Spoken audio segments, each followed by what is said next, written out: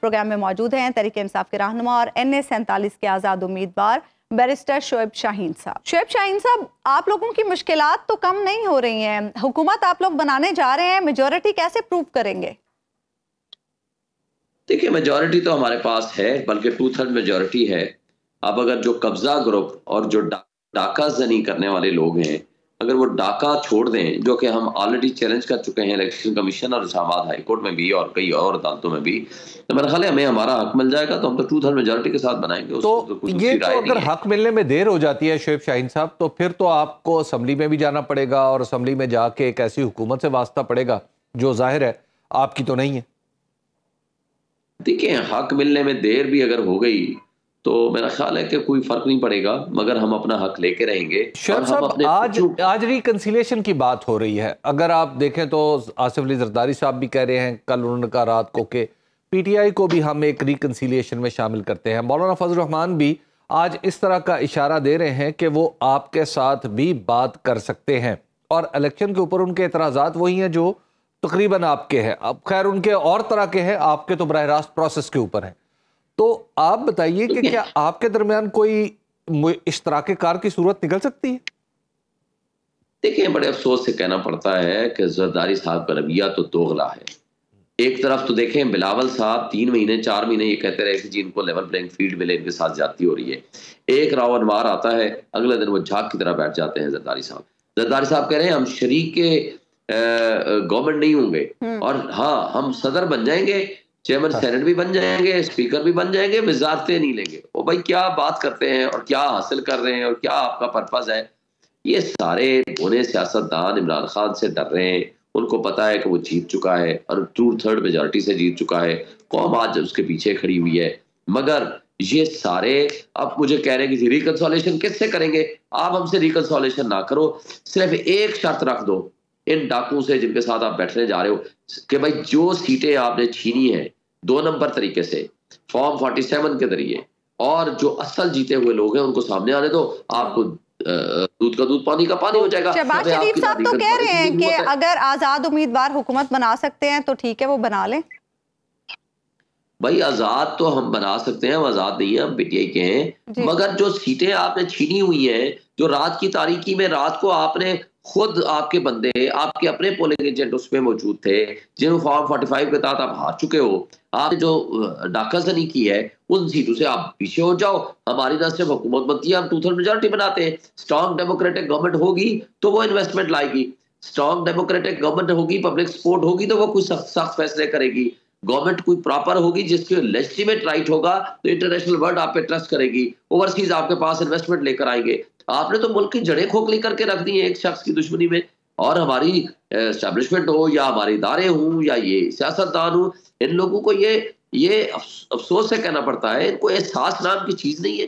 क्या आपने IMF से मार्च में मुआहदा करना है, कैसे करेंगे? ये साहब आपने जो ये इंटरनेशनल एस्पेक्ट बयान किया है, ये बताइए कि बरतानिया से हमारे इलेक्शन पे तहफ़्फ़ुज़ात का इजहार हुआ, अमेरिका में हुआ और फिर आखिरकार अक़वाम मुत्तहिदा से भी हो गया, तो इसमें कोई आपकी कोशिशों का दखल है, यानी PTI की कोशिशों का दखल है? भाई हमारे तो लोग बेचारे अभी तक तो वो जो जिन लोगों को लोगों ने वोट दिया 90% तो वो लीडरशिप थी जो बाहर भी नहीं आई। 90% तो वो लोग थे जो बेचारे कंपेन नहीं करा सकते थे। मैं अपने हल्के की बात करूं, जिस दिन मेरा कोई प्रोग्राम कारण मीटिंग होती थी या वहां पुलिस होती थी या वहां रेड होता था या बंदे गिरफ्तार हो जाते थे या पर्चे कट जाते थे, और मैंने हाई कोर्ट से 3-4 दफा ऑर्डर भी लिए। मगर मेरा वो हल्का है जहां तमाम मुख्तदर इदारे मौजूद है, supreme court, high court, diplomatic enclave, presidency, election commission. ये इस हल्के में ये कुछ हो रहा था तो बाकी जगह पे क्या होगा? और किसी जगह इनको कंपेयर करने की इजाजत नहीं। तो ये जो इंटरनेशनल जो बात हो रही है, मैं कह रहा हूँ इंटरनेशनल जो कुछ हो रहा है, क्या उसमें आप लोगों ने कुछ किरदार अदा किया, ये खुद ब खुद हो रहा है? देखें, जो कुछ दुनिया देख रही है, ये आंखें और कान बंद करने से क्या ये समझते हैं कि दुनिया पागल हो गई है? उनने कान और आंख बंद कर रखे, और हमारा इंटरनेशनल लेवल पे जो ओवरसीज है वो लोग भी हाईलाइट कर रहे हैं, मगर उनके अपने ऑब्जर्वर थे।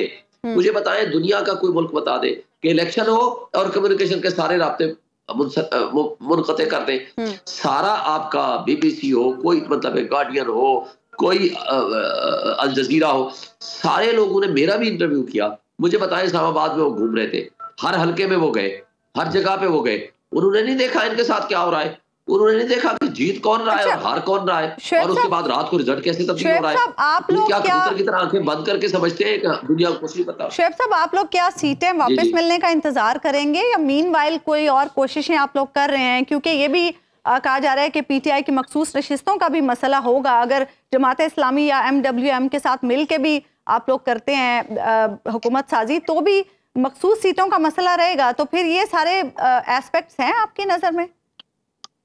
नहीं, मखसूस सीटें तो देखें ना, हम किसी भी पार्टी के साथ ज्वाइन कर लेंगे तो वो तो सीटें हमें मिलनी चाहिए, और यही आइन का तकाज़ा है। लेकिन उसमें भी कहा जा रहा है कि इलेक्शन एक्ट का सेक्शन 104 जो है वो उसके आड़े आएगा। नहीं, उसमें नहीं है, वो आप कम ज्यादा कर सकते हैं और किसी भी स्टेज पे आप बंदे दे सकते हैं, उसमें कोई दूसरी राय नहीं है। I don't think. अच्छा, ये बताइएगा कि ये जरूरी है कि किसी पार्टी में शामिल हो तो नशिस्तें मिलें? क्योंकि अगर फर्ज किया पूरी की पूरी असेंबली आजाद लोगों पर मुश्तमिल हो जाए, टेक्निकली तो पॉसिबल है, तो फिर क्या दूसरी रिजर्व नशिस्तें उन्हीं पार्टियों को मिलेंगी जिन्होंने लिस्टें दी होंगी? देखिए, इसमें लीगल एम्बिग्विटी है।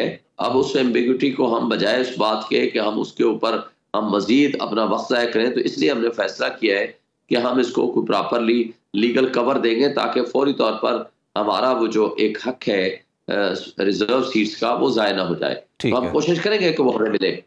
तो वो आपको कब तक, यानी MWM के साथ ही आप जा रहे हैं?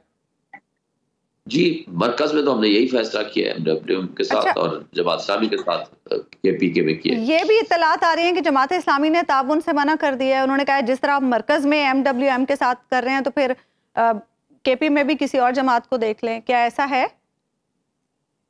अभी मैं हतमी तौर पर तो कोई बात नहीं कर सकता, लेकिन मेरा नहीं ख्याल, क्योंकि कल मियां असलम साहब जो बात कर रहे थे, उनकी जो प्रेस कॉन्फ्रेंस थी, एक तो उन्होंने हमारे हक में स्टेटमेंट दी है कि इस्लामाबाद के तीनों हल्के हम जीते हैं और उनके पास भी फॉर्म 45 मौजूद हैं, और पूरे पाकिस्तान में जहां जहां भी उनके साथ जाती हुई उन्होंने बात की है। मगर मेरा नहीं ख्याल कि अभी जमात इस्लामी ने कोई ऐसा कोई रिजर्वेशन शो किया है। लेकिन उनके तर्जुमान तो आके बता रहे हैं, तर्जुमान तो कह रहे हैं कि जनाब आप जिससे मर्जी कर लें। उनके तर्जुमान मैदान में आ गए। नहीं, देखिए ना, जिससे मर्जी कर ले का मतलब ये नहीं है कि हम नहीं करना चाहते। मुझे नहीं पता अब लेटेस्ट पोजीशन आज की क्या है। मैं कल तक की सिचुएशन बता रहा हूँ कि there was no issue at all, मगर आज क्या बात हुई है मैं उसके बारे में कोई भी बात नहीं कर सकता जब तक कि मेरी किसी मुनासिब कंसर्न बंदे से बात ना हो। सुनो न्यूज़ का YouTube चैनल ही आपकी खिदमत में बेलाग तबसरे और गैर जानिबदार तज्जिए लेकर आता है।